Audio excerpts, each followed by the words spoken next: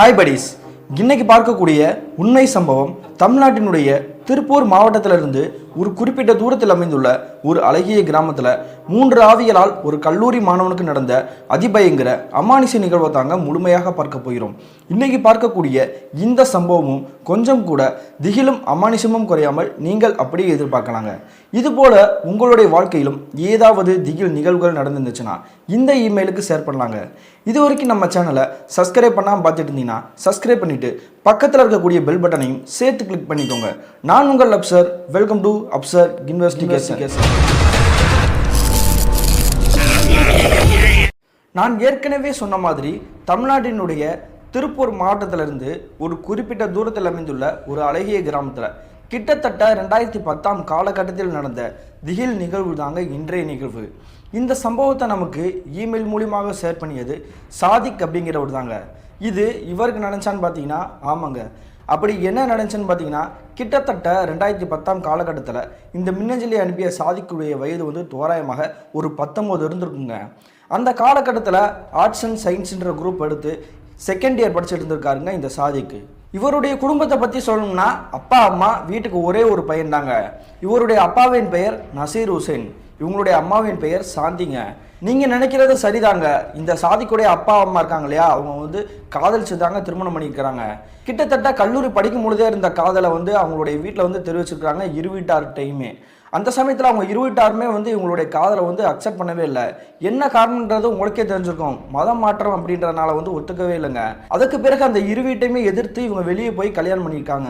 அப்படி கல்யாணம் பண்ண பிறகுமே வந்து இரு வீட்டிலையுமே வந்து அவங்கள வந்து ஏற்றுக்கவே இல்லை. தனி கொடுத்தா நம்ம போயிருங்க, தயவு செஞ்சு எங்களுடைய வீட்டுக்கே வந்துடாதீங்க அப்படின்ற மாதிரி சத்தம் போட்டு அனுப்பிச்சு வச்சுக்கிட்டாங்க. அதே மாதிரி இந்த நசீர் ஹுசைனா இருக்கட்டும், அந்த சாந்தி இருக்கட்டும், இவங்களுடைய குடும்பமே வந்து கொஞ்சம் மேலோகி உள்ளவங்கன்னாங்க சொல்லணும். அதன் பிறகு இந்த நசீரும் சாந்தியும் வந்து தனியாக கொடுத்தனம் வந்த பிறகு கிட்டத்தட்ட ஒரு வருட காலகட்டம் அவங்களுடைய அப்பா அம்மா வந்து பார்க்கவே இல்லைங்க. இரு வீட்டாருமே வந்து பார்க்கல. அதுக்கு பிறகு தாங்க இவங்களுக்கு வந்து குழந்தையே பிறக்குது. அவர் பேர் தாங்க சாதிக்கு. அப்படி அந்த குழந்தை பிறந்த பிறகு இரு வீட்டிலையுமே வந்துட்டு அப்பப்போ வந்து பார்க்கறது வைக்கிறது அந்த மாதிரி செயலில் ஈடுபட ஆரம்பித்தாங்க. இவருடைய வேலை என்னன்னு பார்த்தீங்கன்னா, இவருமே இவருடைய மனைவியும் வந்து நல்லா படிச்சிருந்தாலுமே வந்து அதுக்கு பிறகு வந்து இவர் சொந்தமாக வந்து பெரிய ஒரு ஃபர்னிச்சர் கடையை தாங்க ஓப்பன் பண்ணியிருக்கிறாரு. இரு வீட்டார் துணையுமே இல்லாமல் இவங்க இருவரும் வந்து தனிமையாகவே இருந்தாலுமே நல்லபடியாக தாங்க வாழ்ந்துட்டு இருக்காங்க. அந்த சமயத்தில் இந்த சாதிக்கு இருக்காங்களே மின்னஞ்சலை அனுப்பிய நபர், அவருக்கு வந்து தோராயமாக ஒரு 15 வயசு இருந்திருக்கும். அந்த சமயத்தில் தாங்க இவங்களுடைய குடும்பத்துக்கு ஒரு பிரச்சனையை வர காத்திருந்துச்சு. அப்படி என்ன நடந்திருக்குன்னு பார்த்தீங்கன்னா, எல்லா வீடுகள்லையும் சொல்கிற மாதிரி குடியென்ற அரக்கன் இவங்களுடைய வீட்டுக்குள்ளேயும் வர ஆரம்பிச்சிச்சுங்க. என்ன நடந்திருக்குன்னா, இந்த சாதிக்கோடைய அப்பா இருக்கார் இல்லையா நசீர் ஹுசைன், அவர் வந்து குடிக்க கொஞ்சம் கொஞ்சமாக அடிமையாக ஆரம்பிச்சாருங்க. ஒரு கட்டத்தில் வந்து வாரத்துக்கு ஒரு தடவை குடிக்கிறவர் வந்து திடீர்னு 2 நாளைக்கு ஒரு தடவை குடிக்கிறது அப்படின்ற மாதிரி மாற ஆரம்பிச்சாரு. அதன் பிறகு தினமும் வீட்டுக்கு குடிச்சிட்டு வர மாதிரி வேலையில ஈடுபட ஆரம்பிச்சாரு. இதை பார்த்துட்டு இருந்த அவங்களுடைய மனைவி வந்து சண்டை போட ஆரம்பிச்சிட்டாங்க. இன்னொரு விஷயம் என்னன்னா, இவர் குடிச்சிட்டாலும் வந்து வெளியே வந்து வீண் பம்புக்கெல்லாம் போக மாட்டாருங்க. அவங்களுடைய மனைவி கிட்டேயுமே சண்டை போட மாட்டாரு. குடிச்சிட்டு அவர் வாட்டுக்கு ரூமில் போய் படுத்து தூங்குவார். இருந்தாலுமே வந்து டெய்லி குடிச்சா தன்னுடைய மனைவிக்கு வந்து பிடிக்காது இல்லையா, அதே மாதிரி தாங்க அவங்களுமே வந்து சத்தம் போட்டிருக்காங்க. இப்படி நீ தினமும் குடிச்சேன்னா கிட்னி ஃபெயிலியர் ஆகிடும்பியா, அதனால் நான் சொல்கிறத கேளு, குடிக்கிற பழக்கத்தை முதல்ல நீ நிப்பாட்டு அப்படின்ற மாதிரி சொல்லியிருக்காங்க. ஆனால் இவங்களுடைய மனைவி எவ்வளோ சொல்லியுமே வந்து அந்த கணவர் வந்து திருந்தவே இல்லை. தினமும் நைட்டு வந்து குடிக்கிற வேலையில் வந்து தொடர்ந்து ஈடுபட ஆரம்பிச்சாருங்க. ஒரு கட்டத்தில் வெறுத்து போய் அவங்க வந்து என்ன பண்ணியிருக்காங்கன்னா, எங்களுடைய அப்பா அம்மா வீட்டுக்கே நான் போகிறேன் அப்படின்ற மாதிரி வந்து அவங்களுடைய கணவர்கிட்ட சண்டை போட ஆரம்பிச்சாங்க. இவங்களுடைய அப்பா அம்மா கிராமம் எங்கே இருக்குன்னு பார்த்தீங்கன்னா, இவங்க இருக்கக்கூடிய கிராமம் இருக்கு இல்லையா, அதுலேருந்து அதுக்கு அடுத்த கிராமம் தான் அவங்களுடைய அப்பா அம்மாவுடைய கிராமம். அதனால் வந்து கோச்சிட்டு போகிறேன் அப்படின்ற மாதிரி சொல்லிட்டு அவங்களுடைய அப்பா அம்மா வீட்டுக்கே போயிட்டாங்க. அதன் பிறகு இவங்களுடைய கணவர் வந்து மறுபடியும் அவங்க வீட்டுக்கே போய் சமாதானப்படுத்தி மறுபடியும் வீட்டுக்கு கூட்டிகிட்டு வராருங்க. அப்படி கூட்டிகிட்டு வந்து கிட்டத்தட்ட ஒரு வார காலகட்டம் வந்து அமைதியாக இருப்பாருங்க. மறுபடியும் அந்த குடித்தனத்தில் வந்து ஈடுபட ஆரம்பிச்சிருவார். இதனாலவே இவங்களுடைய இருவருடைய வாழ்க்கையில் வந்து பெரிய சண்டை வந்துகிட்டே இருந்துச்சு. அதை அப்போ வேடிக்கை பார்த்துட்டு இருந்தால் அவங்களுடைய பையன் சாதிக்கு வந்து மனம் முடிஞ்சு போயிட்டான். நீங்கள் இப்படி 2 பேருமே சண்டை போட்டுக்கிட்டு இருந்தீங்கன்னா என்னோட படிப்பில் வந்து நான் கான்சன்ட்ரேஷன் பண்ண முடியல. நீங்கள் தயவு செஞ்சு வந்து இப்படி சண்டை போட நிறுத்துங்க, நீ முதல்ல குடிக்கிற பழக்கத்தை வந்து நிப்பாட்டுப்பா அப்படின்னு இவர் எவ்வளவோ சொல்லி பார்த்துருக்காருங்க. அப்பயுமே அவங்களுடைய அப்பா வந்து கொஞ்சம் கூட அதை கேட்கவும் இல்லை, மதிக்கவும் இல்லை. ஒரு கட்டத்தில் ஒரு நாள் தோராயமாக இரவு ஒரு 7 மணி இருந்திருக்கும். அந்த சமயத்தில் உங்களுடைய கணவர் குடிச்சிட்டு வந்திருக்காரு அப்படின்றக்காக அவங்களுடைய மனைவி வந்து சண்டை போட்டு இருந்திருக்காங்க. அப்படி சண்டை போட்டு இருக்கும்போது சின்ன சின்ன கைகலப்பாகி கடைசியில் பாத்திரங்கள் எல்லாம் உருள ஆரம்பிச்சிருக்கு. இந்த சத்தத்தை கேட்டு பக்கத்தில் குடியிருப்பாங்க இல்லையா, அவங்க எல்லாருமே அவங்களுடைய வீட்டுக்கே வந்துட்டாங்க. அப்படி வீட்டுக்கு வந்த பிறகு சண்டை போட ஆரம்பிச்சிட்டாங்க. நீங்கள் இப்படி குடிச்சிட்டு டெய்லி சண்டை போட்டுக்கனால பக்கத்தில் வீட்டில் இருக்க யாருக்குமே வந்து நிம்மதியாக இருக்க முடியல. நீங்கள் தயவு செஞ்சு சண்டை நிப்பாட்டுறதா நிப்பாட்டுங்க, இல்லைனா இந்த வீட்டிலே இருக்காதீங்க, வெளியே கிளம்பி போயிருங்க அப்படின்ற மாதிரி சொல்லியிருக்காங்க. அந்த சமயத்தில் இந்த விஷயத்தை கேட்ட உடனே சாதிக்குடைய அப்பாவுக்கு வந்து கோபமே வந்துடுச்சு. நான் என்னமோ வாடகை குடியிருக்கிற மாதிரி என்னை வந்து சத்தம் போட்டுட்டு இருக்க, இது என்னோட சொந்த வீடுடா, நீ முதல்ல இந்த வீட்டை விட்டு வெளியே போ, இது என்னுடைய வீடு, நான் என்ன வேணாலும் பண்ணுவேன் அப்படின்ற மாதிரி சுற்றி இருக்காருங்க. அதுக்கு பிறகு ஒரு கட்டத்தில் இவர்கிட்ட பேசி நம்ம ஜெயிக்க முடியாது அப்படின்றத தெரிஞ்சுக்கிட்டு அந்த நபர்கள் புறமே அவங்களுடைய வீட்டுக்கே கிளம்பி போயிட்டாங்க. இதுக்கப்புறமா இவன் வந்து சண்டை போட்டுக்கிட்டு ஏதாவது ஒரு பிரச்சனை பண்ணட்டும், நம்ம காவல்துறையில் போய் கம்ப்ளைண்ட் பண்ணிடுவோம் அப்படின்ற மாதிரி முடிவு எடுத்து அவங்களுடைய வீட்டுக்கே போயிட்டாங்க. அதன் பிறகு வந்து அவங்களோட கணவர் மனைவி வந்து சண்டை போட்டுகிட்டே இருந்திருக்காங்க. ஒரு கட்டத்தில் அவங்களுடைய மனைவி வந்து ஒரு முடிவே எடுத்துட்டாங்க. இனிமேல் என்னால் உன்னோட வாழவே முடியாதியா, நீ எப்படி வேணாலும் போ, குடிச்சிட்டு என்னமோ நாசமாக போ, என்னுடைய அப்பா அம்மா வீட்டுக்கே நான் போகிறேன். என்னுடைய அப்பா அம்மா வந்து எவ்வளவோ சொன்னாங்க உன்னை வந்து கல்யாணம் பண்ணாதுன்ட்டு, ஆனால் அப்போல்லாம் வந்து நீ எவ்வளவோ நல்லவனாக இருந்த, திடீர்னு அந்த குடிப்பழக்கம் வந்து உனக்கு எங்கேருந்து வந்துச்சு, என்னுடைய வாழ்க்கையே வீணாக போயிடுச்சு அப்படின்ற மாதிரி ஓன் அழுதுருக்காங்க. அந்த சமயத்துலையுமே அவங்களுடைய கணவர் வந்துட்டு எதுவுமே பதிலே சொல்லாமல் வந்துட்டு உம்முன்னு தாங்க உட்காந்துருக்காரு. இவங்களுடைய பையனை பார்த்துட்டு அவங்களுடைய அம்மா வந்து கேட்க ஆரம்பிச்சிட்டாங்க, உனக்கு அப்பாவோட வாழ விருப்பமா என்னோட வாழ விருப்பமா அப்படின்ற மாதிரி கேட்குறாங்க. இதுக்கு சாதிக்கு என்ன பதில் சொல்லணும்னு தெரியாமல் அப்படியே முழிச்சுக்கிட்டு நிற்கிறாரு. ஏன்னா அவங்க அப்பாவும் பிடிக்கும் அவங்க அம்மாவும் பிடிக்கும், இருவரே வந்து எப்படி நம்ம விட்டு கொடுக்குறது அப்படின்ற மாதிரி தாங்க அமைதியாக நின்றுக்கிட்டு இருக்காரு. அந்த சமயத்தில் அவங்களுடைய அம்மா வந்து மறுபடியும் கேட்க ஆரம்பிச்சிட்டாங்க, நீ வந்து என் கூட வாழ்றாந்தா என் கூட வாடா, இல்லைனா நீ அப்பா கூட கட்டிட்டு அழுகு அப்படின்ற மாதிரி சொல்கிறாங்க.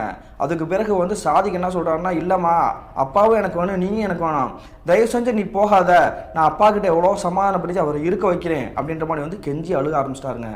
அதுக்கு பிறகு சாதிக்குடைய அப்பா நசீர் என்ன சொல்கிறாருன்னா, இனிமேல் நான் குடிப்பழக்கத்துக்கு அடிமையாக மாட்டேன், நான் திருந்துறேம்மா அப்படின்ற மாதிரி வந்து அவருமே அவங்களுடைய மனைவி கையை பிடிச்சிட்டு இப்படி தாங்கிக்கு பிடிச்சிக்கிட்டு ஓன்னு அழுகிறாருங்க.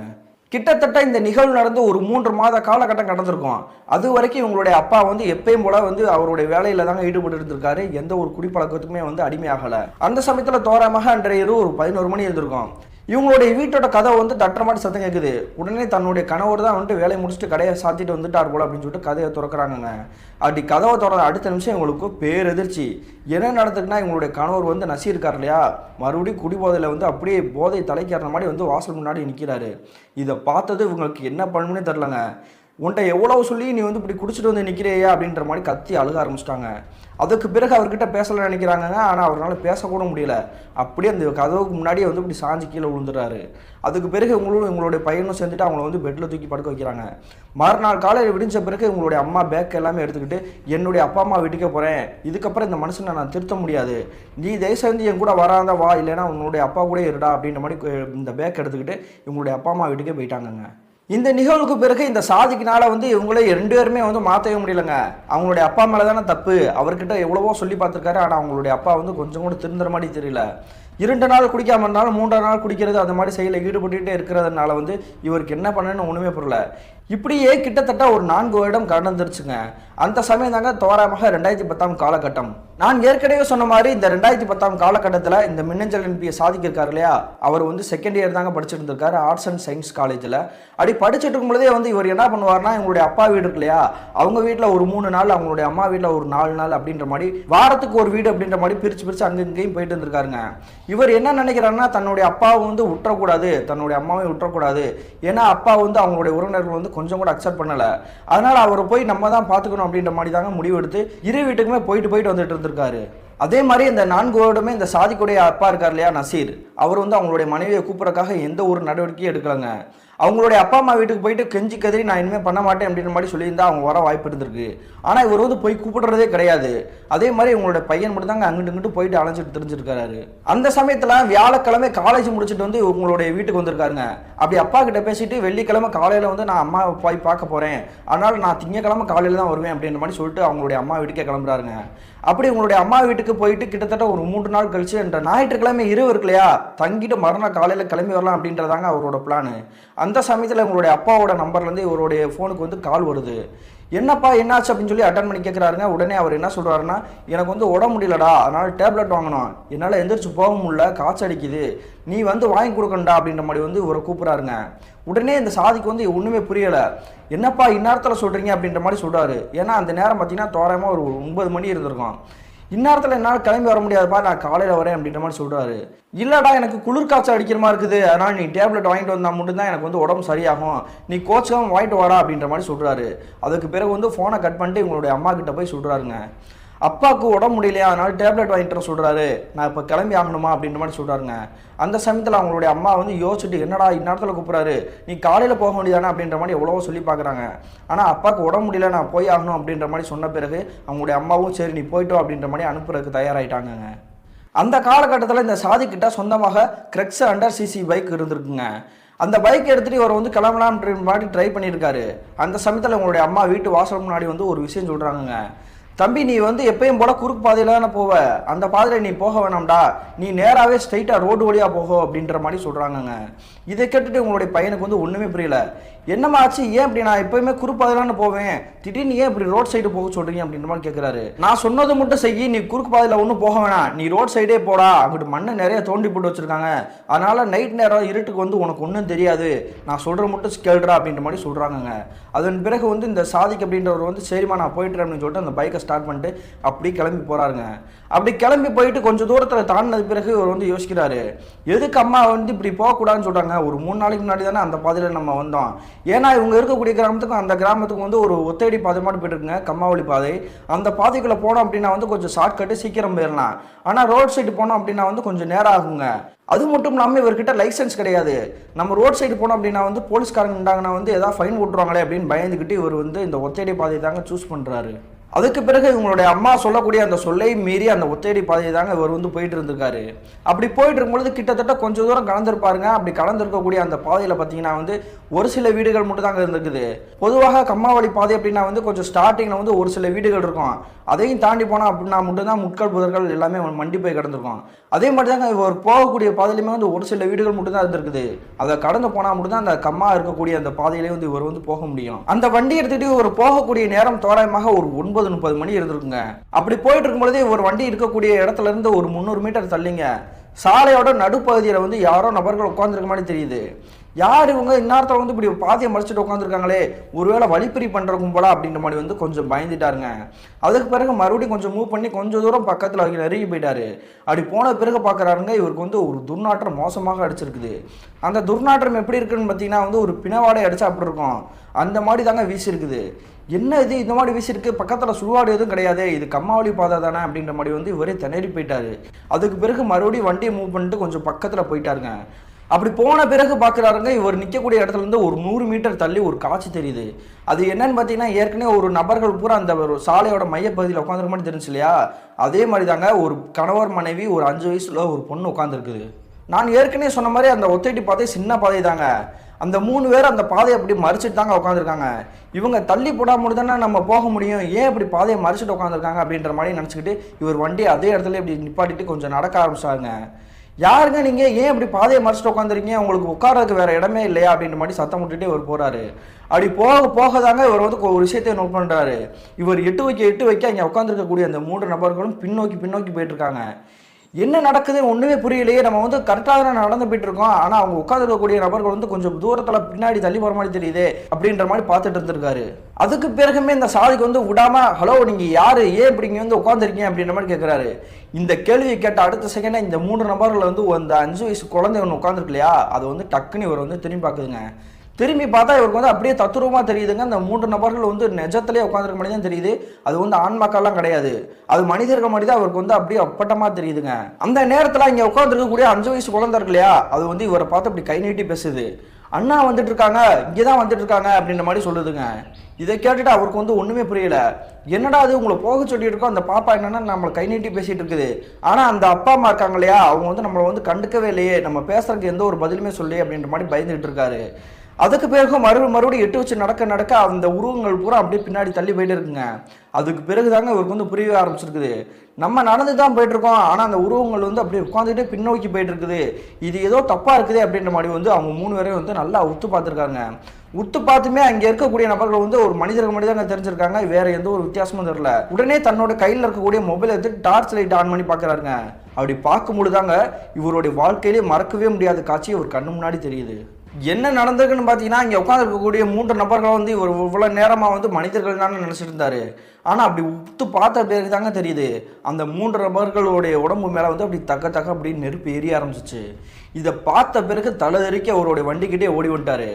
இங்கே இருக்கிறது வந்து மனுஷனே கிடையாது, ஆன்மா. ஏற்கனவே அம்மா இந்த இடத்துக்கு வந்து போகக்கூடாதுன்னு சொன்னாங்க, நம்ம தெரியாதனமா வந்துட்டோமே அப்படின்ற மாதிரி வண்டி எடுத்துட்டு திருப்பி வந்த வழியிலே போனோம்னா மறுபடியும் இந்த ரோட் சைடில் வந்து நம்ம கிளம்பி போயிடலாம் அப்படின்ற மாதிரி முடிவு எடுத்து அந்த வண்டியை வந்து திருப்புறாரு. அப்படி திருப்பும் பொழுது இவருடைய வண்டி எடுத்து ஸ்டார்ட் பண்ணுறாங்க, கொஞ்சம் கூட ஸ்டார்ட்டே ஆகலை. அதுக்கு பிறகு பின்னாடி திரும்பி பார்க்குறாரு, அந்த 3 நபர்கள் உட்காந்துருக்காங்க இல்லையா, அப்படி உட்காந்துருக்கக்கூடிய இடத்துல இருந்து ஆங்காரமாக வந்து சிரிக்க ஆரம்பிக்கிறாங்க. அந்த சிரிக்கக்கூடிய அந்த சத்தம் வந்து இவருடைய காதில் வந்து விங்கு விங்குன்னு கேட்குதுங்க. என்ன பண்ணுறதுன்னு தெரியல, நம்ம தெரியாதனமா மாட்டிட்டோமே அப்படின்ற மாதிரி நினச்சிக்கிட்டு மறுபடியும் பைக் எடுத்து ஸ்டாப் பண்ணுறாருங்க. ஸ்டார்ட் ஆகவே இல்லை. அதுக்கு பிறகு வந்து அந்த வண்டியோடைய ஆண்பாரை வந்து அப்படி அங்கிட்டு ஆட்டுறாருங்க. ஆட்டோமேட்டிக்காக அந்த வண்டி போகக்கூடிய பாதை இருக்கு இல்லையா, அதுலேருந்து திரும்பி மறுபடியும் இந்த ஒத்தையடி பாதைக்குள்ளாங்க அப்படி திரும்புது. என்னடா அது இப்படி திரும்பிட்டு இருக்குது, வண்டி நம்மளுடைய கண்ட்ரோல்லே இல்லையே அப்படின்ற மாதிரி நடுங்கி போயிட்டாரு. அதுக்கு பிறகு அந்த வண்டியில் ஏறி உட்காந்த பிறகு மறுபடியும் ஸ்டார்ட் பண்ணுறாருங்க. அந்த நபர்கள் 3 பேர் உட்காந்துருந்தாங்க இல்லையா, பாதையை மறைச்சிட்டு, அந்த இடத்துல யாருமே இல்லை. அப்போ நம்ம இப்போயாவது கிளம்பி போயிடலாம் அப்படின்ற மாதிரி மறுபடியும் முடிவு எடுத்து அந்த இடத்துல வந்து இப்படி தாண்டி கிளம்பி போகிறாருங்க.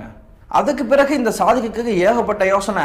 இங்கே 3 பேர் உட்காந்துருந்தாங்களே, அவங்க எங்கே போனாங்கன்னு தெரியலையே, நம்ம வண்டியை அங்கே திருப்பி பார்த்தா நான் திரும்ப முடியல, மறுபடியும் இந்த பாதையெல்லாம் போயிட்டு இருக்கோம், இடையில எதுவும் வராமல் இருக்கணும் அப்படின்ற மாதிரி நினச்சிக்கிட்டே மறுபடியும் அந்த வண்டியை எடுத்து மூவ் பண்ணிட்டு கொஞ்சம் தூரம் போயிட்டுப்பாரு. அப்படி போயிட்டு இருக்கும்போது இவர் வண்டி இருக்கக்கூடிய இடத்துல இருந்து மறுபடியும் ஒரு 100 மீட்டர் தள்ளி ஒரு காட்சி இவர் கண்ணுக்கு தெரியுது. அது என்னன்னு பார்த்தீங்கன்னா, தூரத்துல இருந்து யாரோ ஒருத்தர் வந்து பீடி குடிச்சிருந்தா அந்த கங்கு எப்படி இருக்கும் அந்த மாதிரி வெளிச்சத்தில் நடந்து வர மாதிரி தெரியுது. என்னடா அது பீடி குடிச்சிட்டு வர மாதிரி தெரியுது அப்படின்னு சொல்லிட்டு உத்து பார்க்குறாருங்க. அந்த இடத்துல வந்து யாருமே இல்லை, தனியாக ஒரு கங்கு மாதிரி மட்டும் தாங்க தெரியுது. என்னது ஒரு மாதிரி வித்தியாசமாக தெரியுது, அந்த கங்கு மட்டும் வந்துட்டு இருக்குது, கூட யாருமே இல்லை அப்படின்ற மாதிரி வந்து மறுபடியும் வெறுத்து விடக்க அதே இடத்துல நிற்கிறாரு. நம்ம தெரியாதனமாக இந்த இடத்துல வந்து மாட்டிக்கிட்டோமே, நம்ம என்ன பண்ணுறது அப்படின்ற மாதிரி முடிவு எடுத்து மறுபடியும் அந்த வண்டி எடுத்துட்டு டக்குன்னு திருப்புறாருங்க. திருப்பிட்டு அல்லா நீ தான் என்னை காப்பாற்றணும் அப்படின்ற மாதிரி மனசில் வேண்டிக்கிட்டு அந்த பைக் எடுத்துகிட்டு மூவ் பண்ணுறாருங்க. அந்த சமயத்தில் வந்து நம்ம என்ன பண்ணுறது அப்படின்ற மாதிரி முடிவெடுத்து இவருடைய கிராமத்துக்கு போகக்கூடிய வழி இருக்குல்லையே, உங்களுடைய அம்மா கிராமத்துக்கு வந்த வழி, அந்த வழியிலேயே வந்து அந்த வண்டியை வந்து மூவ் பண்ணி கிளம்புறாருங்க. அந்த சமயத்தில் பின்னாடி திரும்பி பார்க்குறாருங்க. அந்த இடத்துல வந்து யாருமே இல்லை, நமக்கு இதுதான் சரியான நேரம் அப்படின்னு சொல்லிட்டு வண்டியை ஸ்டார்ட் பண்ணிட்டு கொஞ்சம் தூரம் கடந்து போயிருப்பாருங்க. நான் ஏற்கனவே சொன்ன மாதிரி அந்த இடத்துல வந்து ஒரு 4-5 வீடு வந்து தனித்தனியாக இருக்குன்னு சொன்னேன் இல்லையா, அப்படி வீடுகளாக இருக்கக்கூடிய இடத்துல வந்து ஒருவருடைய வண்டியை வந்து கொஞ்சம் தூரம் வந்துட்டாருங்க. அப்படி வந்த பிறகு தாங்க அவருக்கு வந்து மன திருப்தியே வந்திருக்குது. இனிமேல் நமக்கு எந்த பிரச்சனையும் கிடையாது, நம்ம தைரியமாக போயிடலாம் அப்படின்ற மாதிரி வண்டியை ஸ்டார்ட் பண்ணி மறுபடியும் அந்த இடத்துல வந்து தாண்டி இப்படி போயிட்டு இருக்காரு. அப்படி போயிட்டு இருக்கும்போதே சாலையோட நடுப்பகுதியில் திடீர்னு யாரோ கிராஸ் ஆகிற மாதிரி தெரியுது. கிராஸ் பண்ண அடுத்த செகண்டே வந்து வண்டி அப்படியே டக்குன்னு உழுக்காட்டுறாருங்க. உழுக்காட்டி கீழே விழுந்தவர் ஐயோ அப்படின்ற மாதிரி கத்திட்டு தடுமாறி விழுந்துட்டாரு. விழுந்த பிறகு வந்து அடிப்பட்டதோட வந்து சுற்றி முற்றி தேடுறாருங்க.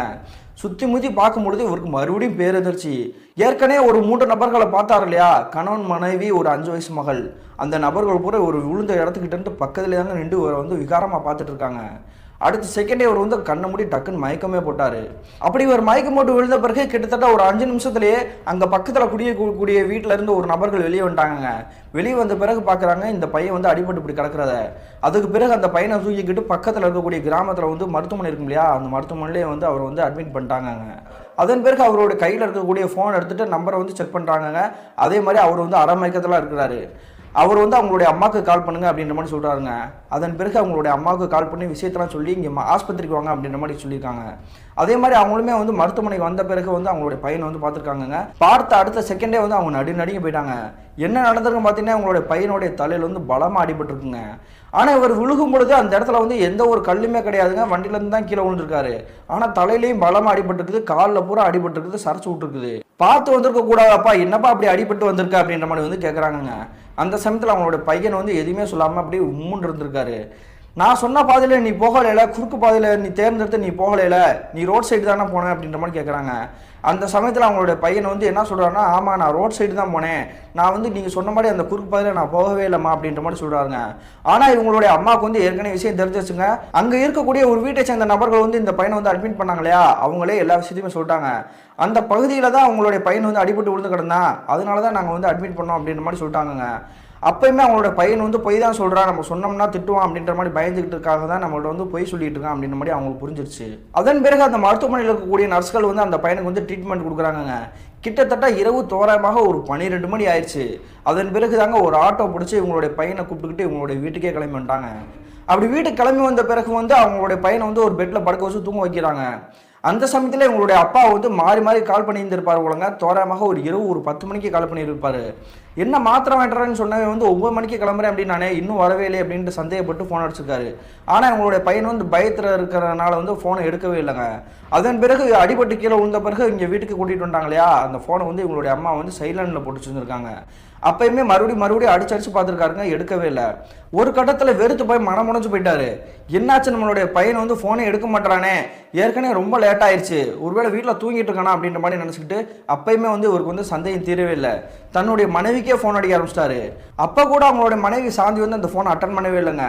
இவளும் ஃபோனை அட்டன் பண்ண மாட்டா, அவளும் ஃபோனை அட்டன் பண்ண மாட்டேன், என்ன பிரச்சனை தெரியல அப்படின்ற மாதிரி நினச்சிக்கிட்டே இருந்துட்டு அவங்களுடைய வீட்டில் வந்து தூங்க ஆரம்பிச்சிருக்காரு. மறுநாள் காலையில் விடிஞ்ச பிறகு மறுபடியும் அவங்களுடைய பையனுடைய நம்பருக்கு வந்து ஃபோன் அடிக்கிறாரு. அப்பயுமே அவங்களுடைய பையன் வந்து எடுக்கவே இல்லை. என்ன நம்ம ஃபோன் அடிச்சுட்டே இருக்கோம், எப்பயுமே எடுக்கவே மாட்டேறாங்களே, நம்ம வந்து இதுக்கு மேலே வந்து வெயிட் பண்ணக்கூடாது, நம்மளுடைய பையனுக்கு என்ன பிரச்சனை தெரில அப்படின்ற மாதிரி முடிவு எடுத்து இவங்களுடைய மாமனார் மாமியார் வீட்டுக்கே வந்து கிளம்பிட்டாருங்க. அப்படி அவங்களுடைய வீட்டு வாசல் முன்னாடி நின்றுக்கிட்டு வந்து சத்தம் போட்டுட்டு இருக்காரு. என்ன நினச்சிட்டு இருக்கீங்க, ஆளாளுக்கு ஃபோன் அடிச்சா யாருமே எடுக்க மாட்டீங்க, என்ன பிரச்சனை அப்படின்ற மாதிரி கேட்குறாங்க. அப்போ எல்லாருமே வந்து உம்முன்னு சைலண்டாக இருந்திருக்காங்க.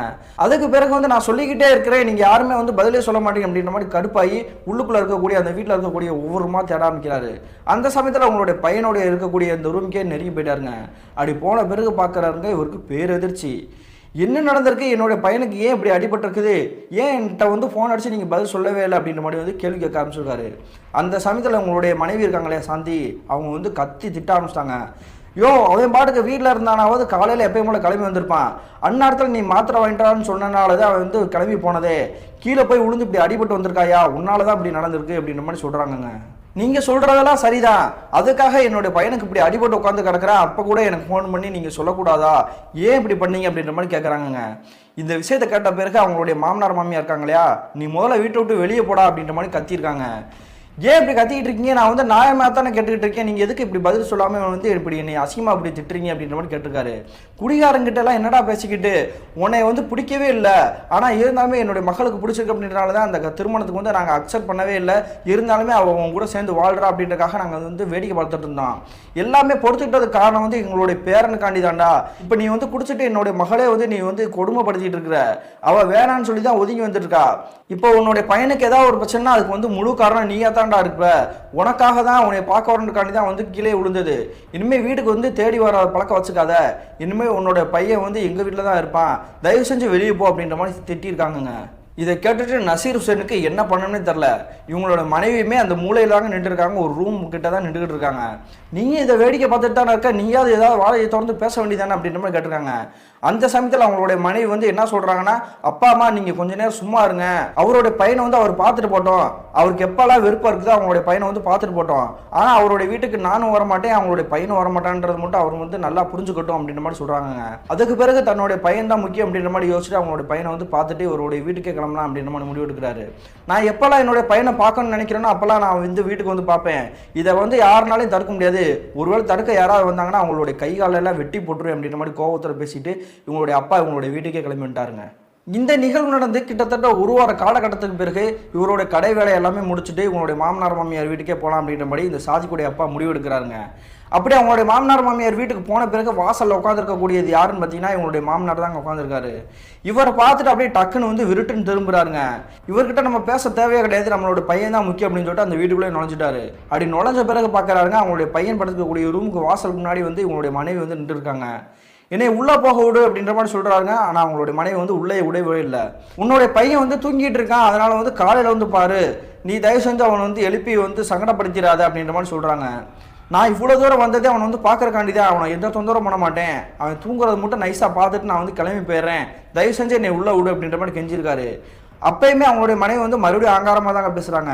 உன்னுடைய பையனை நீ வந்து பார்க்க வேணான்னு சொல்லிட்டேல, அவனை வந்து நீ காலையிலே வந்து பாரு, இல்லைன்னு நீ வந்து பார்க்கவே வேணாம், அவனுக்கு முழுமையாக சரியாகட்டும், நீ முதல்ல வீட்டுக்கு விட்டு கிளம்பு அப்படின்ற மாதிரி சொல்கிறாங்க. இதை கேட்டுட்டு இவருக்கு வந்து கோவமே வந்துருச்சு. என்னடி நானும் சொல்லிக்கிட்டே இருக்கேன், என்னுடைய பையனை வந்து பார்க்க கூட விட மாட்டேன் அப்படின்ற மாதிரி அவங்களுடைய கண்ணத்தை சேர்த்து பலாருன்னு ஆரம்பிச்சிடாருங்க. அதன் பிறகு வந்து விருட்டுன்னு அவங்களுடைய கதவை திறந்துட்டு அவங்களுடைய பையன்கிட்டயே நெருங்கி போயிட்டாரு. அப்படி போய் பார்த்தவருக்கு பேரெதிர்ச்சியில் உறைஞ்சு போய் நிற்கிறாருங்க. என்ன நடந்திருக்குன்னு பார்த்தீங்கன்னா, இவங்களுடைய பையன் வந்து ஏற்கனவே உடம்பு முடியாமல் தலையில் அடிபட்டு காலில் எல்லாம் சிராய்ப்பு காயங்களோட தானே இருந்திருக்காரு. அவர் காலில் அடிபட்ட இடத்துல பூராமே வந்து அந்த சிராய்ப்பு காயங்கள் வந்து அப்படியே புண்களாக மாறி இருக்குது. இது என்ன கொடூரமாக இருக்குது, இது எப்படி வந்துச்சு, இதை வந்து போய் பார்க்கவே இல்லையா அப்படின்ற மாதிரி ஓன்னு அழுக ஆரம்பிச்சிட்டாரு. அதுக்கு பிறகு வந்து அவங்களுடைய மனைவி கிட்ட வந்து பேச ஆரம்பிக்கிறாரு. என்ன ஆச்சு, என்னுடைய பையனை வந்து உன்னால் ஒழுங்காக பார்த்துக்க முடியல அப்படின்னா வந்து என்கிட்ட அனுப்பிச்சு வச்சுரு. ஒன் டைம் காசு பணம் இருக்க தானே செய்யுது, உன் குடும்பம் என்ன பிச்சையாக எடுத்துகிட்டு இருக்கிறாங்க, அவனை போய் நல்ல ஒரு மருத்துவமனையில் போய் பார்க்க வேண்டியது அப்படின்ற மாதிரி கேட்டிருக்காங்க. அதுக்கு பிறகு உங்களுடைய மனைவி வந்து அவருடைய கையை பிடிச்சிட்டு விருட்டுன்னு ஒரு இடத்துக்கு வந்து கூட்டிகிட்டு போகிறாங்க. அப்படி கூட்டிகிட்டு போயிட்டு பக்கத்தில் இருக்கக்கூடிய ரூம்லேருந்து பீரோவில் திறந்து ஒரு ஃபைல் மாதிரி எடுக்கிறாங்க. அப்படி இந்த ஃபைலை எடுத்து காட்டுறாங்க. கிட்டத்தட்ட 1.5 லட்சம் செலவாயிருக்குது. உன்னோட பையனை வந்து நான் பார்க்கலன்ற வந்து நீ சொல்லாத, நான் போகாத ஹாஸ்பிட்டலே கிடையாது, எல்லா இடத்துக்குமே போயிட்டு வந்துட்டேன். இந்த ஒரு வார காலகட்டத்தில் ஏகப்பட்ட காசு செலவாயிடுச்சு. ஆனால் அவங்களுடைய பையனுக்கு வந்து எப்படி இந்த பிரச்சனை வந்துச்சு அப்படின்ற மாதிரி தெரியாத மாதிரி அவங்களே குழம்பி போயிட்டாங்க. நான் என்ன பண்ணுறேன்னே தெரியாமல் தான் இப்படி திணறி போயிட்டுருக்கேன். நீங்கள் இதை பார்த்துட்டு அப்படின்னா வந்து மறுபடியும் வந்து என்னை வந்து காயப்படுத்துவோம் அப்படின்றக்காண்டி தான் உன்னை வந்து உள்ளே நான் அலோவ் பண்ணல அப்படின்ற மாதிரி ஊன்னு அழுகுறாங்கங்க. இந்த விஷயத்தை கேட்டால் சாதிக்குடைய அப்பாவுக்கு ஒன்றுமே புரியல. எதுக்கு, சாதாரண சின்ன அடி தானே பட்டது, ஆஸ்பத்திரியாக போய் பார்த்துருக்காங்க, அப்புறம் ஏன் சரியாகலை அப்படின்ற மாதிரி வந்து திணறி போயிட்டாரு. அதே மாதிரி அவங்களுடைய மனைவி கிட்ட ஒரு வார்த்தை பேச ஆரம்பிக்கிறாரு. நான் இன்னைக்கு ஒரு நாள் என்னுடைய பையன் ரூம்லேயே வந்து தங்கட்டுமா, காலையில் வந்து கிளம்பி போயிறேன் அப்படின்ற மாதிரி சொல்கிறாங்கங்க. அவங்க சொன்னக்கூடிய விஷயத்தை கேட்டு அவங்களுடைய மனைவி வந்து கிட்டத்தட்ட ஒரு 1/4 மணி நேரம் வந்து யோசிக்கிறாங்க. அதன் பிறகு அவங்களுடைய அப்பா அம்மா கிட்டேயும் பேசிட்டு இவர் வந்து தங்கலாம் அப்படின்ற மாதிரி வந்து முடிவெடுக்கிறாங்க. அதே மாதிரி அவங்களுடைய கணவர் வந்து அவங்களுடைய பையன் இருக்கக்கூடிய ரூமுக்கு தாங்க அனுப்புகிறாங்க. அதன் பிறகு அவங்களுடைய பையன் பெட்டில் படுத்திருக்காரு இல்லையா, பக்கத்திலே ஒரு சேர் போட்டு ஒரு அப்படியே உட்காந்தபடி அப்படி தூங்க ஆரம்பிக்கிறாங்க. அன்றைய இரவு தோராயமாக நடுநிசி நேரம் இருந்திருக்குங்க, 1 மணி இருந்திருக்கும். அந்த சமயத்தில் வந்து நல்லா தூங்கிட்டு இருக்காருங்க, சேரில் போட்டு அப்படியே உட்காந்துட்டே தூங்கிட்டு இருந்திருக்காரு. அப்படி தூங்கிட்டு இருக்கும் பொழுது திடீர்னு யாரோ அந்த ரூம்குள்ளே வந்து பேசக்கூடிய சத்தம் கேட்குது. என்னது, யாரோ பேசுகிற மாதிரி சத்தம் கேட்குதுன்னு சொல்லிட்டு டக்குன்னு முழிச்சு பார்க்குறாரு. ஒருவேளை வீட்டில் வெளியே இருக்கக்கூடிய அவங்களோட மாமனார் மாமியார் இருக்காங்க இல்லையா, அவங்க தான் பேசுகிறாங்களா அப்படின்னு சொல்லிட்டு கதவை திறந்துட்டு வெளியே போய் எட்டி பார்க்குறாருங்க. ஆனால் இங்கே வெளியே எட்டி பார்க்கும்பொழுது யாருமே இல்லைங்க. மறுபடியும் கதவை சாத்திட்டு உங்களுடைய பையன்கிட்டே வந்து உட்காந்துருக்காரு. உட்காந்துட்டு மறுபடியும் அரை மயக்கத்தில் அப்படி கண்ணை சாய்கிறாருங்க. அதன் பிறகு அந்த சத்தம் வந்து கேட்டுக்கிட்டே இருக்குது. ஒரு ஆண் ஒரு பெண், அதன் மட்டும் இல்லாமல் ஒரு சின்ன குழந்தை பேசுகிற மாதிரி சத்தம் கேட்குதுங்க. இந்த சத்தம் எங்கேருந்து கேட்குது ஒன்றுமே புரியல அப்படின்ற மாதிரி அந்த ரூமையை சுற்றி பார்க்குறாரு. அந்த சமயத்தில் வந்து அந்த சத்தம் எங்கே இருக்குதுன்னு பார்த்தீங்கன்னா வந்து இவர் படுத்திருக்காரு இல்லையா அவங்களோட பையன், அந்த கட்டிலுக்கு கீழே இருந்தாங்க கேட்குது. இந்த கட்டிலுக்கு கீழே வந்து கேட்குது. இது எப்படி கேட்க முடியும், ஒருவேளை ரேடியோ எதுவும் வச்சிருக்காங்களா அப்படின்ற மாதிரி அந்த சேரை நாங்கள் வச்சுட்டு இப்படி கீழே குனிஞ்சு எட்டி பார்க்குறாங்க. எட்டி பார்த்தா அடுத்த செகண்ட் தாங்க இவருடைய வாழ்க்கையிலேயே மறக்கவே முடியாத காட்சி ஒரு கண்ணு முன்னாடி தெரியுது. என்ன நடந்திருக்குன்னு பார்த்தீங்கன்னா, ஏற்கனவே உங்களுடைய பையன் வந்து பார்த்தார் இல்லையா, ஒரு கணவன் ஒரு மனைவி, அவங்களுக்கு 5 வயசு பொண்ணு, அதே மாதிரி அந்த 3 நபர்களும் கட்டி கீழே அப்படியே படுத்துருக்காங்க. படுத்துக்கிட்டு எப்பயும் போல பேசுகிற மாதிரி செல்லம் கொஞ்சம் மாதிரி பேசிகிட்டு இருக்காங்க. இது இவருடைய கண்களுக்கு வந்து அப்படியே தத்துரூபமாக அப்பட்டமாக தெரிஞ்சிருக்குது. யார் இவங்க, இது கட்டிலுக்கு கீழே வந்து படுத்துக்கிட்டு என்ன பண்ணுறாங்க, இவங்களை வந்து இதுக்கு முன்னாடி நம்ம பார்த்ததே இல்லையே அப்படின்ற மாதிரி வந்து மிரண்டு போய் பார்த்துட்டு இருக்காரு. அந்த சமயத்தில் யார் நீங்கள் அப்படின்ற மாதிரி ஒரு வார்த்தை தாங்க கேட்டிருக்காரு. கேட்ட செகண்டே அந்த படுத்துக்கக்கூடிய அந்த நபர்கள் இருக்காங்க இல்லையா, ஆண்டு கத்திட்டு ஆக்ரோஷமாக இவர் வந்து அட்டாக் பண்ணுற மாதிரி அப்படியே அந்த கட்டிலேருந்து இப்படி வந்திருக்காங்க. இது வரக்கூடிய காட்சியை பார்த்த உடனே வந்து இவருக்கு வந்து புரிஞ்சிருச்சு, இவருக்கு பூரா வந்து மனிதர்கள் கிடையாது, இது ஆன்மா அப்படின்ட்டு. என்ன காரணம் பார்த்தீங்கன்னா, அந்த கட்டிலுக்கு கீழே 3 பேர் படுத்திருக்காங்க அப்படின்னா இவர் பார்த்த உடனே வந்து எந்திரிக்கிறக்காக அந்த 3 பேரும் கொஞ்சம் மாறி தாங்க எந்திரிச்சு வர முடியும். ஆனால் அந்த 3 நபர்களும் வந்து இவரை பார்த்து அடுத்த செகண்டே வந்து காற்று மாதிரி வந்து அப்படியே சர்ன்னு இவர்கிட்ட வந்து அட்டாக் பண்ணுற மாதிரி நெருங்கி வந்திருக்காங்க. இந்த காட்சியை பார்த்ததும் அல்லான்னு கத்திட்டாருங்க. இந்த சத்தத்தை கேட்டுட்டு அவங்களுடைய மாமனார் மாமியார் வெளியே இருக்காங்க இல்லையா, அவங்களுமே இந்த ரூம் கிட்ட நெருங்கி வந்துட்டாங்க. அதே மாதிரி உங்களுடைய மனைவியுமே வந்துட்டாங்க. என்னாச்சியா, ஏன் இப்படி கத்திட்டு இருக்கா அப்படின்ற மாதிரி கேட்குறாங்கங்க. அந்த சமயத்திலே இவர் நடந்த எல்லா விஷயத்தையுமே சொல்லிட்டாரு. சொன்ன பிறகு இவங்களுடைய மனைவி கொஞ்சம் கூட ஒரு துளி கூட நம்பவே இல்லைங்க. அதே மாதிரி இவங்களுடைய மாமனார் மாமியாருமே நம்பவே இல்லை. என்ன உளறிட்டு இருக்கீங்க, லூஸ் மாதிரி உளராதீங்க, டெய்லி குடிச்சு நீங்கள் பைத்தியம் ஆகிட்டீங்க போல அப்படின்ற மாதிரி சொல்கிறாங்கங்க. அதன் பிறகு வந்து இவர் மறுபடியும் சத்தம் மட்டும் பேச ஆரம்பிச்சிட்டாரு. நான் எவ்வளவோ சொல்கிறேன், உங்களுக்கு வந்து நம்பிக்கை இல்லையா, ஏன் இப்படி என்னை நம்ப மாட்டீங்க, நான் வந்து கிட்டத்தட்ட 1 வார காலகட்டமாக வந்து நான் குடிக்கவே இல்லை, என்னுடைய பையனை நினச்சி நான் வந்து வருத்தத்தில் தான் இருக்கிறேன், ஒரு தடவை கூட அந்த பாட்டிலை வந்து நான் கையில் தொட்டதே கிடையாது அப்படின்ற மாதிரி வந்து சொல்கிறாருங்க. இதை கேட்டுட்டுமே அவங்க யாருக்குமே வந்து நம்பிக்கையே இல்லை. என்னுடைய பையனை வந்து எனக்கு பார்த்துக்க தெரியும், நீங்கள் மறுபடியும் அவனை வந்து காயப்படுத்தாத, நீ முதல்ல இந்த வீட்டை விட்டு கிளம்பு அப்படின்ற மாதிரி சொல்கிறாங்க. அதன் பிறகு வந்து இவருக்கு என்ன பேசினாலும் அவங்களுக்கு வந்து புரிய மாட்டேங்குது அப்படின்ற மாதிரி புரிஞ்சுக்கிட்டு மறுநாள் காலையில் எழுந்திரிச்சோன்னே இவருடைய வீட்டுக்கே கிளம்பி போகிறாருங்க. அப்படி வீட்டுக்கு போன பிறகு உங்களுடைய மனைவியோட நம்பருக்கு கால் பண்ணுறாருங்க. அப்படி கால் அட்டன் பண்ண பிறகு என்ன வேணும் உனக்கு அப்படின்ற மாதிரி அவங்க கேட்குறாங்க. எனக்கு ஒன்றும் வேணாம், என்னுடைய பையனை வந்து நீ நல்லா பார்த்துக்கோ, நான் வந்து நேற்றே 3 உருவத்தை பார்த்தேன், என் பையன் வந்து விபத்தானதுக்கு பிறகு வந்து அவனுக்கு வந்து அதனால வந்து உடம்பு முடியாமலாம் கிடையாது, ஏதோ ஆன்மாக்கள் வந்து என்னுடைய பையன்கிட்டே இருக்கிற மாதிரி தெரியுது, நீ வேணா இன்னைக்கு நைட்டு என்னுடைய ரூமில் வந்து நீ தூங்கு அப்படின்ற மாதிரி சொல்லியிருக்காருங்க. அதுக்கு பிறகு தாங்க இவங்களுக்குமே வந்து ஒரு விஷயம் தோண ஆரம்பிச்சிருக்குது. இத்தனை நாளாக வந்து அவங்களுடைய பையன் வந்து அடிபட்டு தனியாக அவனுக்கு ஒரு ரூம் கொடுத்து தாங்க அவங்க வந்து வச்சுருக்காங்க. இவங்க வந்து தனியாக ஒரு ரூம்லாம் தூங்கிட்டு இருக்காங்க. நம்ம தன்னுடைய பையன் கூடயே வந்து தூங்கி பார்க்கலாம், தன்னுடைய கணவர் சொல்கிற மாதிரி ட்ரை பண்ணி பார்க்கலாம் அப்படின்ற மாதிரி முடிவு எடுத்துட்டு, நீ சொல்கிற மாதிரி நான் செய்கிறேன் அப்படின்ற மாதிரி வந்து ஃபோனை வச்சுட்டாங்க. அதன் பிறகு அன்றைய பொழுதுபுறமே அவங்களுடைய பையனை வந்து பக்கத்தில் உட்காந்துட்டு பாதுகாத்துட்டே இருந்திருக்காங்க. அன்றைய நள்ளிரவு தோராயமாக ஒரு 2 மணி இருந்திருக்கும். அந்த சமயத்தில் இவங்களுடைய அம்மா இருக்காங்க இல்லையா, சாதிக்குடைய அம்மா, பக்கத்தில் ஒரு பாய் விரிச்சு தாங்க அந்த ரூமில் வந்து படுத்திருக்காங்க. அப்படி படுத்து தூங்கிட்டு இருக்கும் பொழுது திடீர்னு வந்து இவங்களுக்கு ஏதோ ஒரு சத்தம் கேட்குது. அந்த சத்தத்தை கேட்ட பிறகு டக்குன்னு முழிச்சு பார்க்குறாங்கங்க. முழிச்சு பார்த்தா அடுத்த செகண்டே இவங்களுக்கு வந்து தூக்கி வாரி போட்டிருக்கு. என்ன நடந்திருக்குன்னு பார்த்தீங்கன்னா, இவங்களோட பையன் கட்டில் மேலே படுத்திருக்காரு இல்லையா, அவர் வந்து வழியில் துடிக்கிற மாதிரி ஃபிக்ஸோ அந்த மாதிரி இப்படி இழுத்துட்டு இருந்திருக்காரு. என்னடா ஆச்சு, உனக்கு என்ன பிரச்சனை அப்படின்ற மாதிரி வந்து அவர் வந்து உழுப்பி கேட்டிருக்காங்க. அந்த சமயத்தில் அவங்களுடைய பையன் சொல்லக்கூடிய விஷயத்தை கேட்டு இவங்க வந்து மிரண்டு போயிட்டாங்க. அப்படி என்ன சொல்லியிருக்காருன்னு பார்த்தீங்கன்னா, யாருன்னு தெரியலமா ஒரு 3 பேர் வந்து என் கழுத்தை வந்து நெரிக்கிற மாதிரி இருக்குது, என் காலில் அடிபட்டுருக்கலையா, அந்த எல்லா இடத்துலையும் வந்து குத்துற மாதிரி தெரியுதுமா அப்படின்ற மாதிரி சொல்லியிருக்காருங்க. இதை கேட்டுட்டு அவங்க அம்மாவுக்கு வந்து ஒன்றுமே புரியல. இங்கே நம்ம 2 பேர் மட்டும் தான் நல்லா இருக்கோம், வேற யாருமே இல்லையடா, யாரை நீ சொல்லிட்டு இருக்க அப்படின்ற மாதிரி கேட்குறாங்க. அப்பயுமே அவங்களோட பையன் சாதிக்கு வந்து சொன்னதே தாங்க திரும்ப சொல்கிறாரு. இங்கே தானம்மா பக்கத்தில் நிற்கிறாங்க, அவங்களுக்கு வந்து தெரியலையா, அவங்க 3 பேர் வந்து என்னை வந்து கொல்ல பார்க்குறாங்கம்மா, எப்படியாவது காப்பாற்றுவோம் அப்படின்ற மாதிரி ஓன்னு அழுக ஆரம்பிச்சிட்டாருங்க. இவங்க போடக்கூடிய சத்தத்தை கேட்டுட்டு இந்த சாந்தியோடைய அப்பா அம்மா இருக்காங்க இல்லையா, அவங்க மறுபடியும் அந்த ரூம்க்கே வந்துட்டாங்க. அப்படி வந்த பிறகு பார்க்குறாங்க, அவங்களுடைய பேரண்ட் இருக்கார் இல்லையா, அவர் வந்து படுத்து வழியே துடிச்சிட்டு இருந்திருக்காரு. அந்த சமயத்துலையுமே அவங்களுடைய தாத்தா பாட்டி கிட்ட வந்து அவர் சொன்ன விஷயத்த திரும்ப தாங்க சொல்லிட்டு இருக்காரு. 3 பேர் வந்து என்னை வந்து கொல்ல பார்க்குறாங்க, ஒரு அண்ணன் இருக்காங்க, ஒரு அக்கா இருக்காங்க, பக்கத்தில் ஒரு பொண்ணு இருக்கு, இந்த 3 பேரும் என் நெஞ்சு மேலே ஏறி உட்காந்துட்டு என்னை வந்து கொல்ல பார்க்குறாங்க அப்படின்ற மாதிரி வந்து அழுதுகிட்டே சொல்லிட்டு இருக்காருங்க. இந்த விஷயத்தை கேட்ட பிறகு உங்களுடைய அம்மாவுக்கு வந்து தூக்கி வாரி போட்டுருச்சு. ஏற்கனவே தன்னுடைய கணவர் வந்து இங்கே 3 உருவத்தை பார்த்தேன்னு சொன்னார், இப்போ தன்னுடைய பையனுமே இந்த மாதிரி சொல்கிறானே, நம்மளுடைய கண்களுக்கே அந்த ஆன்மாக்கள் தெரியல அப்படின்னாலுமே வந்து அவங்க சொல்கிறது வந்து பொய்யா இருக்க வாய்ப்பு இல்லை அப்படின்ற மாதிரி வந்து புரிஞ்சுக்கிட்டாங்க. அதுக்கு பிறகு வந்து இவங்க என்ன பண்ணுறாங்கன்னா, பக்கத்தில் இருக்கக்கூடிய பூஜை ரூம்ல இருந்து விபூதி எடுத்து உங்களுடைய பையனுடைய நெத்தியிலே பூசி விட்டுறாங்க. பூசி விட்டுட்டு இனிமேல் உனக்கு எந்த பிரச்சனையும் வராதா, நீ கவலைப்படாத அப்படின்ற மாதிரி சொல்லியிருக்காங்க. அதுக்கு பிறகு தாங்க இந்த உங்களுடைய பையன் வந்து இயல்பான நிலைமைக்கு மாற ஆரம்பிச்சிருக்காரு. அதே மாதிரி உங்களுடைய பையனை வந்து அப்படி படுக்க வச்சுட்டு வெளியே வந்து பேச ஆரம்பிக்கிறாங்க இவங்களுடைய அப்பா அம்மா கிட்ட. என்னுடைய கணவர் வந்து ஏற்கனவே வந்து 3 பேரை வந்து பார்த்தேன்னு சொன்னார், அப்போ நம்ம யாருமே நம்பலை, விளையாட்டாக எடுத்துக்கிட்டோம். ஆனால் வந்து என்னுடைய பையனுமே அதே தான் திரும்ப திரும்ப சொல்லிட்டு இருக்கான், 3 பேர் இருக்காங்க 3 பேர் இருக்காங்க அப்படின்ற மாதிரி சொல்கிறான். என்ன கணமா அன்னைக்கு வந்து விபத்தானா இல்லையா, அந்த வீட்டில் இருக்கக்கூடிய ஆண்மக்கள் தான் என்னுடைய பையனை வந்து பிடிச்சிருக்கு அப்படின்ற மாதிரி நினைக்கிறேன் அப்படின்ற மாதிரி சொல்கிறாங்க. என்ன காரணம் பார்த்தீங்கன்னா, இவங்களுடைய பையன் வந்து விபத்தானா இல்லையா, அந்த வீட்டில் இருக்கக்கூடிய நபர்கள் வந்து இறந்து போன எல்லா விஷயமே வந்து இவங்களுடைய குடும்பத்துக்கே தெரியுங்க. அதன் பிறகு ஒரு கட்டத்தில் இவங்களுக்குமே புரிய வந்துருச்சு, தன்னுடைய பையனுக்கு வந்து ஆண்மாக்கள் தான் ப்ரொசஸ் பண்ணி ஏதோ ஒரு வேலையை பார்த்துட்டு இருக்குது, இதை வந்து நம்ம ஆஸ்பத்திரியை கூட்டிகிட்டு போனால் கூட எந்த ஒரு பிரச்சனையுமே கிடையாது அப்படின்ற மாதிரி தெரிஞ்சுக்கிட்டு மறுபடியும் மறுநாள் காலையில் வரை வெயிட் பண்ணுறாங்கங்க. அப்படி வெயிட் பண்ணி மறுநாள் காலையில் விடிஞ்ச பிறகு உங்களுடைய கணவருக்கே ஃபோன் பண்ணி விஷயத்தை போல சொல்லிட்டாங்க, நீங்கள் சொன்னதெல்லாம் உண்மை தான், என்னுடைய பையன் வந்து நடுராத்திரியில் வந்து இப்படி துடிச்சு போயிட்டான், நீங்களுமே வீட்டுக்கு கிளம்பி வந்துருங்க அப்படின்ற மாதிரி சொல்கிறாங்க. அதன் பிறகு உங்களுடைய வீட்டுக்கே கிளம்பி வந்த பிறகு வந்து உங்களுடைய அப்பா அம்மா இருக்காங்க இல்லையா, அதாவது அவருடைய மாமனார் மாமியார், அவங்ககிட்டே பேச ஆரம்பிக்கிறாரு. எனக்கு தெரிஞ்ச ஒரு பாய் இருக்காரு, நான் இங்கே கூட்டிகிட்டு போகிறேன் அப்படின்ற மாதிரி சொல்கிறாருங்க. அந்த சமயத்தில் அவங்களுடைய அப்பா அம்மா வந்து என்ன சொல்கிறாங்கன்னா, அதெல்லாம் நான் கூட்டிகிட்டு போக விட மாட்டேன், எனக்கு தெரிஞ்ச ஒரு இடத்துக்கு நான் கூட்டிகிட்டு போகிறேன், நீ இதில் வந்து தலையிடாது அப்படின்ற மாதிரி சண்டை விட்டுருக்காரு.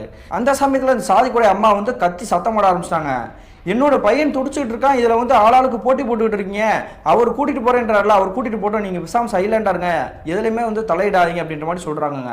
அதுக்கு பிறகு இந்த சாதிக்குடைய அப்பா என்ன பண்ணுறாங்கன்னா, அவங்களுடைய பையனை வந்து பைக்கில் ஏற்றிக்கிட்டு அவங்களோட மனைவியுமே ஏற்றிக்கிட்டு இவங்களுக்கு தெரிந்த ஒரு இடத்துக்கு போகிறாங்க.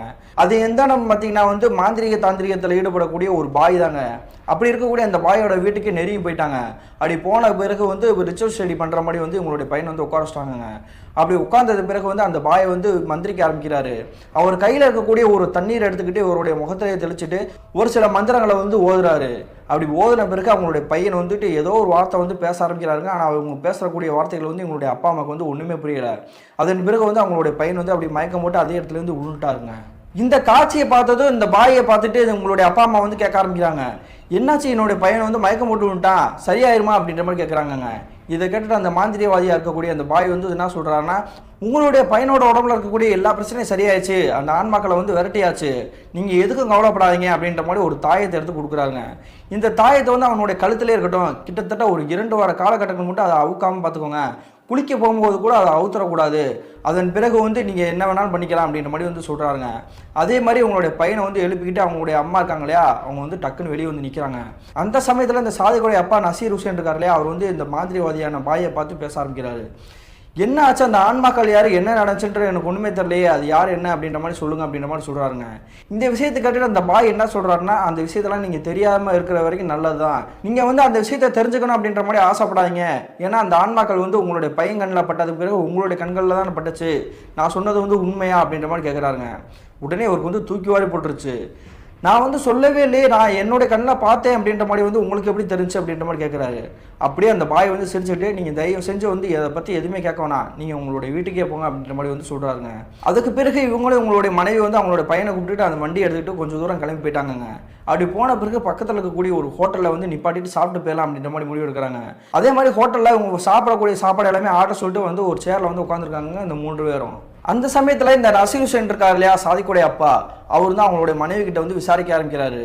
அந்த பாய் கிட்ட யார் என்னன்னு கேட்டேன், 3 ஆன்மாக்கள் இருக்குது அப்படின்றாரு. ஆனால் அந்த ஆன்மாக்கள் யார் என்னன்றது எனக்கு தெரியாது, கேட்டேன், அது சொல்லவும் மாட்டுறாரு. அந்த ஆன்மாக்கள் யார் எப்படி அப்படின்றது வந்து உனக்கு தெரியும்ல, உன்னுடைய கிராமத்தில் தானே நம்மளுடைய பையன் வந்து விபத்தாகி விழுந்தான், என்ன நடந்துச்சுன்னு தெரியுமா அப்படின்ற மாதிரி கேட்குறாருங்க. அப்படி கேட்ட பிறகு தாங்க அவங்களுடைய மனைவி வந்து நடந்த எல்லா விஷயத்தையுமே சொல்ல ஆரம்பிக்கிறாங்க. கிட்டத்தட்ட ஒரு 6 மாத காலகட்டங்களுக்கு முன்னாடிங்க அந்த ஒத்தையடி பாதையில் வந்து ஒரு பில்டிங் இருந்திருக்குது. அது வந்து மிகப்பெரிய வீடுலாம் இல்லைங்க, சின்ன வீடு தான். அந்த சின்ன வீட்டில் வந்து ஒரு கணவன் மனைவி ஒரு 5 வயசில் ஒரு பொண்ணு வாழ்ந்துட்டு இருந்திருக்காங்க. அவங்க இருக்கக்கூடிய வீடு வந்து கடனுக்கு வாங்கி தான் கட்டியிருக்காங்க. அப்படி கடன் வந்து கொஞ்சம் கொஞ்சமாக ஏறி வட்டி கட்ட முடியாமல் வந்து ரொம்ப திணறி போயிட்டாங்க. ஒரு கட்டத்தில் அந்த வீட்டுக்கு வாங்கிக்கக்கூடிய லோனுக்காக வந்து அந்த ஆட்கள் வந்து நிறைய பேர் வந்து தேடி வர ஆரம்பிச்சிட்டாங்க. ஒழுங்காக காசை கட்ட முடியலன்னா அந்த வீடை வந்து நாங்கள் ஜப்தி பண்ணிடுவோம், நீங்கள் இந்த இடத்துல இருக்கவே முடியாது அப்படின்ற மாதிரி மிரட்டிட்டு போயிட்டாங்க. அது மட்டும் இல்லாமல் உங்களுடைய வீட்டிலே வந்து எழுதிட்டே போயிட்டாங்க, இந்த வீடு வந்து கடனில் உள்ளது அப்படின்ற மாதிரி வந்து எழுதிட்டு போயிட்டாங்க. இதை பார்த்துட்டு மனம் முடிஞ்சு போயிட்டாங்க உங்களுடைய குடும்பத்தினர். அதுக்கு பிறகு இவங்க என்ன பண்ணுறேன்னே தெரியாமல் கெரோசின் ஊற்றிட்டு உங்களோட குடும்பத்தினர் அனைவருமே வந்து அப்படி தீப்பிடிச்சு எரிஞ்சிருக்காங்க. அப்படி எரியக்கூடிய காட்சியை பார்த்துட்டாங்க. அக்கம் பக்கத்தில் குடியிருக்கவங்க வந்து பக்கத்தில் நெருங்கி வந்திருக்காங்க. ஆனால் பக்கத்தில் வந்தவங்க வந்து எவ்வளோ காப்பாற்ற ட்ரை பண்ணுறாங்க, அந்த 3 பேரையும் வந்து காப்பாற்றவே முடியல. அதுக்கு பிறகு அந்த வீட்லேயே வந்து எரிஞ்சு சாம்பலாக போயிருக்காங்க. அப்படி எரிஞ்சு சாம்பலா போனால் அந்த நபர்களுடைய ஆன்மாக்கள் தான் அந்த ஏரியாவே இருக்குது. அவங்க வீட்டு பக்கத்தில் அக்கம் பக்கத்தில் கொஞ்சம் தள்ளி தான் வீடு இருக்குது அப்படின்றனால அந்த வீட்டுக்கிட்ட வந்து யாருமே போகிறக்கே பயந்தாங்க. அந்த நிகழ்வு நடந்து கிட்டத்தட்ட 1 வார காலகட்டத்திலே தன்னுடைய பையன் வந்து அந்த கிராமத்தில் அந்த ஒத்தடி பாதையில் வந்து போகக்கூடாது, ரோட் சைடே போட்டோம் அப்படின்ற மாதிரி வந்து சொன்னேன். அதையும் மீறி அந்த ஒத்தடி பாதை வழியாக போயிட்டு இந்த மாதிரி வந்து பிரச்சனை எழுத்துட்டு வந்துட்டாங்க அப்படின்ற மாதிரி சொல்கிறாங்க. அதுக்கு பிறகு தாங்க அவங்களுடைய பையனுக்கு வந்து எல்லா விஷயமும் புரிய வந்திருக்குது. நம்ம போனது வந்து சொல்லவே இல்லையே, எப்படி தெரிஞ்சிச்சு அப்படின்ற மாதிரி யோசிச்சிருக்காரு. அவர் வந்து அட்மிட் பண்ணவங்க வந்து ஆல்ரெடி வந்து இந்த விஷயத்தை பூரா சொல்லிட்டாங்க, அதனால வந்து எங்களுக்கு எல்லாமே தெரியும்டா அப்படின்ற மாதிரி உங்களுடைய அம்மா வந்து அவங்களுடைய பையனை பார்த்து சொல்லியிருக்காங்க. இந்த நிகழ்வு நடந்து கிட்டத்தட்ட ஒரு 2 வார காலகட்டத்துக்கு பிறகு அந்த மந்திரிக்கக்கூடிய பாய் சொல்லியிருந்தார் இல்லையா, உங்களுடைய குடும்பத்துக்கு எந்த ஒரு பிரச்சனையுமே வராதுண்டு. அதே மாதிரி உங்களுடைய பையனோட உடம்புல இருக்கக்கூடிய எல்லா காயங்களுமே வந்து சரியாயிடுச்சுங்க. அதன் பிறகு அந்த ஆன்மாவாலேயோ இல்லை உடம்பாலேயோ எந்த ஒரு பிரச்சனையுமே இல்லாமல் இவங்களுடைய பையன் மட்டும் இல்லாமல் இவங்களுடைய குடும்பத்தினருமே நிம்மதியாக தாங்க வாழ்ந்துட்டு இருக்காங்க. அதன் பிறகு கிட்டத்தட்ட 1 மாத காலகட்டத்திற்கு பிறகு இந்த சாதிக்குடைய அப்பா இருக்கார் இல்லையா, நசீர் ஹுசைன், அவர் வந்து என்ன பண்ணியிருக்காருன்னா அவங்களுடைய மாமனார் மாமியார் வீட்டுக்கே போய் அவங்களுடைய காலிலே போய் விழுந்துட்டாருங்க. நான் இனிமேல் இந்த குடிப்பழக்கத்துக்கே போக மாட்டேன், என்னுடைய பையனுக்கு எப்போ இந்த மாதிரி பிரச்சனை வந்துச்சோ அதுலேருந்தே நான் அந்த குடிப்பழக்கத்தையே முழுமையாக விட்டுட்டேன், என்னை நம்புங்க அப்படின்ற மாதிரி சொல்லியிருக்காருங்க. அதன் பிறகு வந்து அவங்களுடைய மாப்பிள்ளை மேலே அவங்களுக்கே நம்பிக்கை வந்துருச்சு. அதே மாதிரி அவங்களுடைய மகளையுமே உங்களுடைய வீட்டுக்கே வந்து அனுப்பிச்சு வச்சிட்டாங்க. அதன் பிறகு இவருடைய மனைவி மற்றும் அவங்களுடைய பையனுடைய வாழ்க்கை வந்து எந்த ஒரு பிரச்சனையும் இல்லாமல் நிம்மதியாக தாங்க போயிட்டு இருந்திருக்குது. 2010 காலகட்டத்தில் என்னுடைய குடும்பத்தில் நடந்தது பிரதர், என்னுடைய அம்மா சொல்கிற மாதிரி அந்த ரோட் சைடு நான் போயிருந்தேன்னா இந்த மாதிரி ஒரு பிரச்சனையே என்னுடைய குடும்பத்துக்கும் எனக்கும் வந்திருக்காது. இந்த சம்பவத்தை வந்து உங்களுக்கு மின்னஞ்சலாக ஷேர் பண்ணியிருக்கேன் அப்படின்ற மாதிரி சொல்லியிருக்காருங்க. இந்த மின்னஞ்சலை ஷேர் பண்ணிய சாதிக்கு ஒரு நன்றி சொல்லிக்கலாங்க. மீண்டும் இது போன்ற தரமான திரளான சுவாரஸ்யமான நிகழ்வுடன் உங்களை சந்திக்கும் வரை நான் உங்கள் அப்சர்.